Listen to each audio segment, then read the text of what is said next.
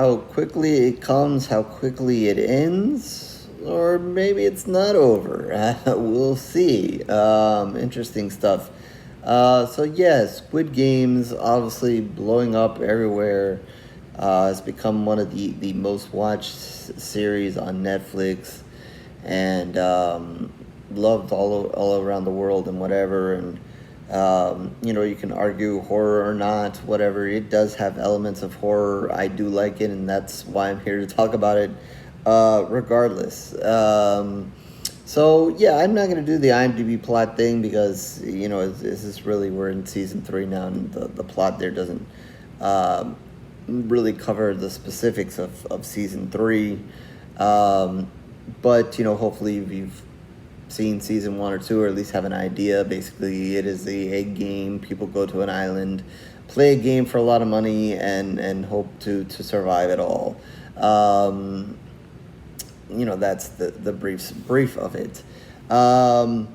As far as this review here, or just talking about it, usually with series I just end up talking about it. I will try to stay spoiler free if you've not seen it. I find it hard to believe that if you're a fan, you haven't seen it already. But I will try. If I feel I'm going to give anything away, I will definitely give you an alert. But I will try. We'll see when I kind of get to how this all concludes. But yeah, I think that this definitely has, is not maybe considered horror. Obviously here, conspiracy thriller, dark comedy, Korean drama, psychological, and so forth. But there's definitely horror in this. Anybody playing, we've seen other horror movies, and even shows where you play a game and then there's death involved. So to me, that's a good enough horror element to kind of include this. But obviously there's a lot else to unpack here. Lots to talk about people and life and struggle and choices and human behavior. And there's a line, I don't remember specifically, that comes in the finale, and I think it was either the final episode or maybe the second to last, or that becomes a very important thing of the whole kind of thought process here of Flare 456 and what's going on, in his journey. But yeah, lots to unpack in this series, what it all represents and what's going on. Don't want to get, huge into all that because, it's all perspective and so forth. But as far as, what happens, there's a couple of things going on in this final, wrap up. Obviously 456, coming off of, where he thought, he should basically be killed with everybody else who tried to survive. I guess I should say, if you haven't seen part 1 and 2, maybe this is a spoiler. Maybe you shouldn't, I may be giving away some of that. So I try to be spoiler free for the rest of this season. Sort of, but if you haven't seen 1 and 2, I don't know. But anyway, yeah, 456. They tried to do this big escape and didn't really work out well. Lots of people died, kind of on his hands, but maybe not totally. But yeah, it kind of changes him as this kind of season starts, and he's kind of let down in his view on things have kind of changed, or he really was going in there to kind of end it and save people, and he just kind of got smacked in the face. So we kind of see him try to regroup. We see, a few of the survivors that we got kind of familiar with, where they stand. And obviously interesting enough to see that, after all that, there's still a large group of people that just want to continue to play the game regardless of what just happened. And then, we also get the detective that is still trying to find the island, and ultimately find his brother and so forth. And we have that going on. And then we have this other angle where we actually see a one of the circle, triangle, square people a young woman who has gotten involved in other stuff that are going on behind the scenes, and we kind of get her angle. And so, that's kind of largely where this season kind of goes. And I'm going to kind of start with the young girl here. If you've kind of seen season 3 and seen where her storyline goes and ends, to me that pissed me off the most. At the end of the day, I thought that her storyline, while kind of taking us a little bit behind the scenes with the circle, square, triangle people, which was a little bit interesting, was fairly just taking away time from other stuff that I would have rather seen. I don't know how you guys feel about it, but where you see her story goes, yeah, it added some excitement and drama and so forth. And like I said, some behind the scenes kind of stuff. To me, ultimately, where that ended, I was just like, why? Why did I just watch that? She wasn't important at the very beginning of this series. She kind of came somewhere along the line, and to me, it was, I could have done without. I see kind of why they did it in a way, but for me, I would have rather seen other characters that were more involved in the game, or just other interactions between 456 and whatever, and just other stuff. So to me, that was one annoyance and one storyline that I just was like, yeah. Maybe you liked it. It was kind of heartfelt where it kind of ends up, and so forth. But still, at the end of the day, and I guess it does kind of drive that human kind of thing that they're talking about at the end. But again, I could have just done without it. As far as the detective part, I thought that was interesting. I thought, maybe he doesn't get what he really wants at the end, and you're kind of rooting for him. I thought, there's obviously a little excitement there of what's going on in the boat. I don't want to say too much. Don't want to spoil it if you guys haven't seen it. But there was some definitely tension and excitement there. And you almost wished he would have figured it out a little bit sooner. But, I guess he was a little slow on what's going on here on the boat. And, obviously the other guy that was kind of leading and helping him out, he provided some decent comic relief, I think, even in season 2 and leading into this one. I thought he was a good character, and he was a character that I would have liked to see maybe a little bit more instead of that young girl. Yes, I'm going to hark on her a little bit. But, that's the kind of thing, that I would have liked to see a little bit more of. But, it is what it is. But yeah, I felt a little bit bad at the end for the detective. I really wished he got a little bit more out of it. But I guess it wasn't in the cards, and it wasn't going to happen with the way they ended off. And then, I think one of the things that makes this series good but also hard to watch, and I think definitely, as you watch season 1, they kind of give you a core of characters to root for and a core of characters to hate, and you can't wait till they die, and you're just kind of waiting for it. And I think they continued on and did a brilliant job of that in this season 3. You had some characters, you were just waiting for them to end it, and even some characters that maybe, I think there was one or two that weren't really a focus, but then kind of popped up there in the end, and then, when they popped up, you're just like, I don't like that person, when are they going to die? And you're just waiting for it. And then, just some depressing moments of some characters that you guys might have, I don't know, fallen in love with, or just really appreciated, really liked, really rooting for. I think some of them were fairly obvious that well, obviously it's kind of obvious that, most of them were going to die one way or the other, but, just because of the game itself and what's going on. but I think, just in the way, I think there's one or two ways where they kind of surprise you, where it's like, oh, it happened, and you're just like, damn. And then, so, that kind of hurt. Then there's other times where it's more visible, like here it comes, and so forth. So, I kind of debating on whether to say it or not. I guess, minor spoiler here.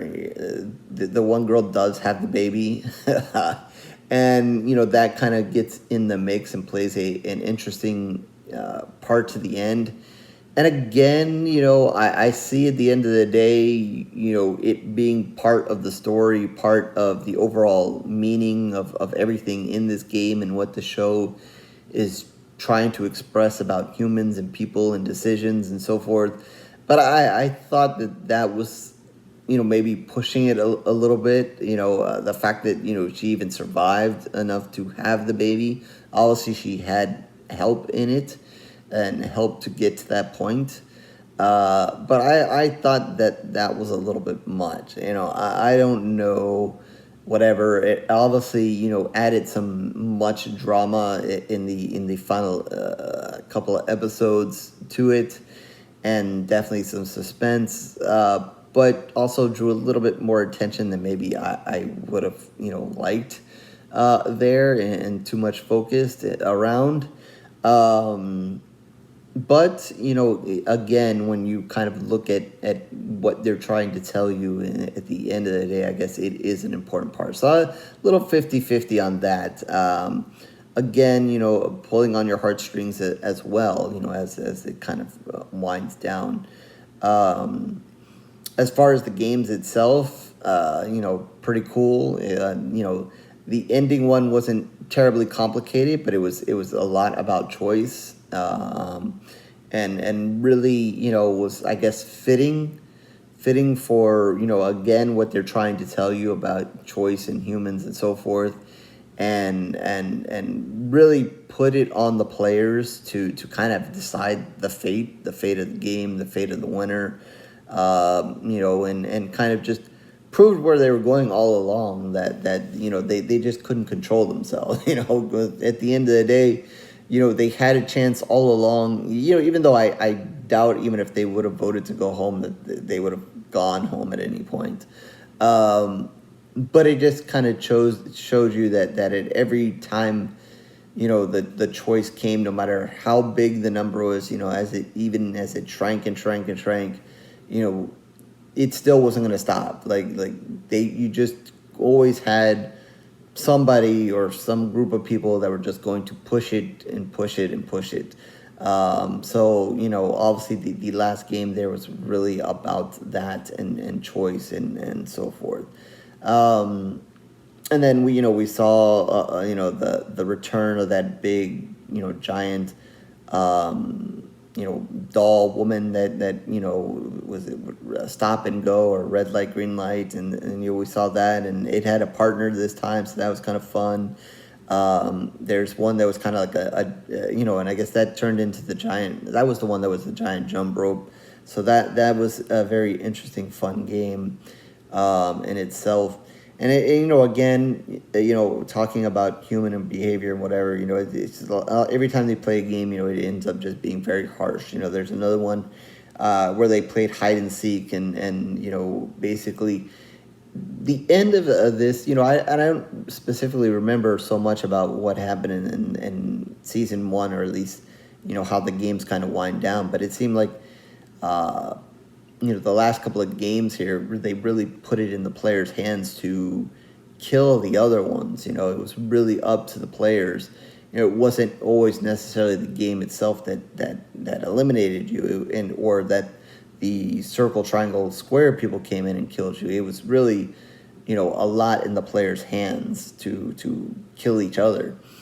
And I think that's one of the things of, you saw that definitely in part one. I don't remember as far as game-wise as that wound down, if it was as extreme.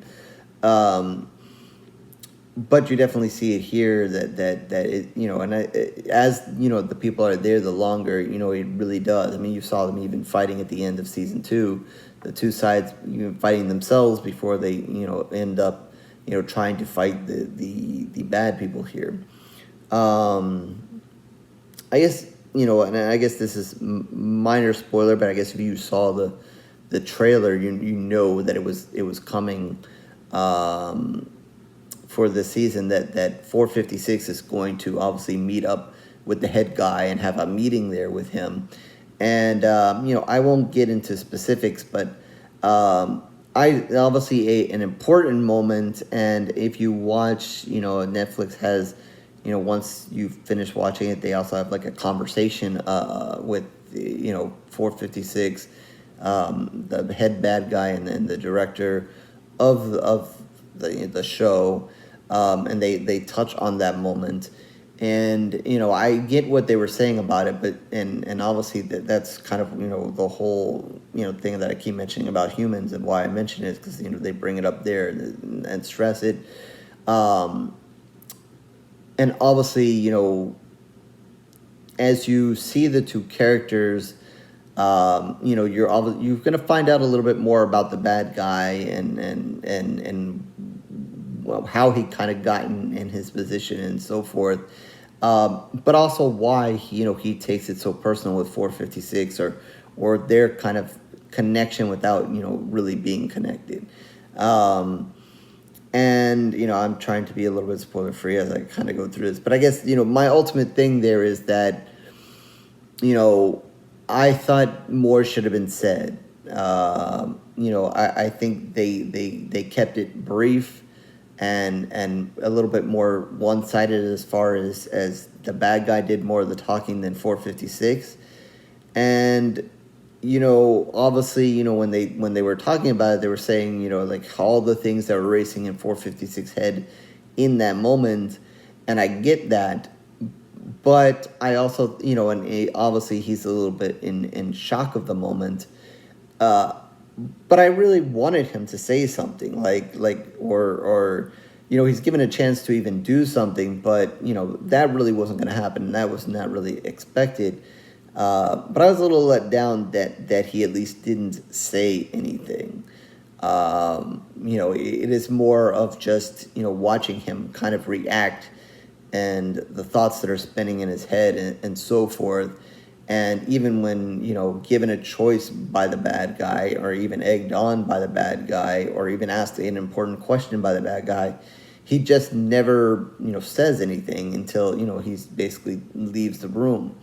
And I obviously, like I said, that was an important moment they mentioned, obviously in the conversation, obviously an important moment for the show, for the two of the characters, especially after everything that happened in season 2. So I don't know. I get the importance. I get how they shot it and why certain things. But I was really hugely let down that he didn't say anything, like just anything at all, anything important. Like I just felt he should have said something, even if he would have just said "F you," I would have taken it. But it's more of a head spinning thing and whatever. Obviously sets up kind of his headspace in the last moments of the game and so forth, and the importance is there, but I don't know, I was a little irked that he didn't say anything. What else to say? I guess kind of getting to the end and where they leave it off, and I guess where everything kind of concludes, I don't have any major complaints. I don't want to say anything too specific if you haven't seen it. Like I said, maybe a little disappointment here and there, a little bit of sadness here and there. Obviously, they show you, which I don't think was too surprising, that maybe the games aren't so isolated and maybe on a bigger scale. Not totally surprising for, what you're seeing. Also not surprising because, again, they're ending this, but leaving it open for more, maybe a different thing, maybe an American version, remake version, prequel. So they leave all the elements there, as far as, them kind of wrapping up certain stories and whatever, and maybe leaving a door open here or there. They're definitely leaving several doors open for directions to go. I think even in the conversation, they kind of hinted at certain things maybe being open. So I'm sure they've run through thoughts. The way it kind of ended of thoughts of where they could go, what they could do. It's just too large to just leave it at this. Maybe this story in particular, 456 story in particular, and Journey and so forth is in this box. But there are other characters to explore, other things to explore, the game itself to explore, obviously where all this came from to explore. There's lots there. So definitely think that we'll see Squid Game in some shape or form in the future. Depending on where they want to go, what they want to decide to do. There's thoughts with one character. I don't want to say it because then it kind of spoils certain things. But I will say that it would be interesting to see that character's thing. But again, after watching this, you kind of already know, so it wouldn't be totally shocking. So yeah, they could do it. Yeah, they could put some interesting things there, but I think you would know the ultimate ending of that, and then that might kind of suck a little bit of life out of it. Yeah, that was very weird to say because I don't want to spoil the specific character I'm talking about and what I'm talking about. The being spoiler free. But yeah, and I certainly think there'll be an audience for it. I'll be there for it. Even if they just picked up a whole nother game, I think I'd be content with it. I think it's there for the taking and to do other stuff with. Different games, crazy games. Bring in different characters and have that relationship and do really interesting things. So they can just do that. Make it just another continuance. Also, I guess I failed to mention that we do get to see the rich people that are watching and betting on this whole thing again, which always reminds me of The Purge and so forth, and almost kind of envision maybe somewhere way down the line we see kind of like the Purge / Squid Game kind of merge thing or some kind of connection there, because it's almost the same thing. Rich people who in control and behind the scenes and pulling the strings of people that are poor or owe money or just suffering in some way or some form. The rich always taking advantage of the poor and a thing. It was a thing in The Purge. It is a thing here.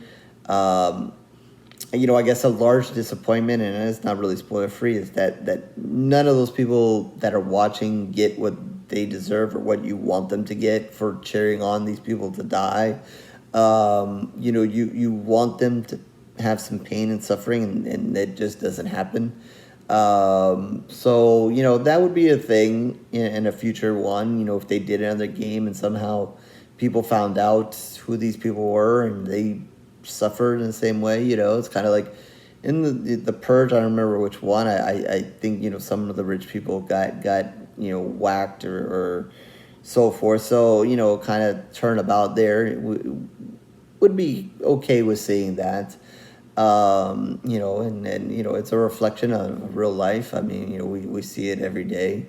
It's out there, real thing. So, it wouldn't be bad to flip that. So, all in all, I don't remember necessarily the score I gave, season 1 and 2. I believe I did both of them. I don't know if I did them together or whatever.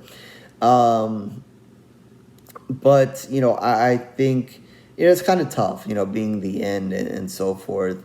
Like I said, I nitpick at a few things, but overall, it's just a really good series, with elements of so many different things, horror or not, and just really really good stuff. So while not perfect, not a 5 pool of blood, I gonna kind of cop out and go. It's fine anywhere between 4 and 4.5 pools of blood. Solid ending. No complaints. It has what kind of what you'd expect and so forth. And we'll see. I think the big thing is to see what element that they choose to pick to go forward. They maybe they could even I'm sure it's time and money and whatever. There's several different things they could pick to go, and could they pick more than one and kind of do it kind of close together, or they could drag this on for a long time. We'll see. But yeah, I'm gonna go in that ballpark. Just kind of leave it as a ballpark thing. But it is I guess another thing, I wish there were just more episodes. I wanted more. It just ended, and I just wanted more. I was like, no, it just seemed too short. But it is what it is. When you get into a series and you really like it, it is never long enough. So yeah, with that, I'll wrap this up, and hope you guys enjoyed the series. Hope you guys are looking forward to more from it, and we'll definitely see where it goes. So with that, horrorsquarereviews.blogspot.com is where you can find all of my reviews written in video. Certainly tons of video reviews, so you can like, subscribe, and do everything else that everybody wants you to do. If not, I thank you for your time regardless. Twitter, Facebook, information down below. Comment section down below. Please share your thoughts on Squid Game. You want to talk Squid Game? Anything about it, what intrigues it, why you like it, maybe why you hate it, maybe you don't like it, maybe you didn't like the ending. Feel free to share and talk about it and make it a safe space for it. And with that, I'll catch you on the next review, horror fans.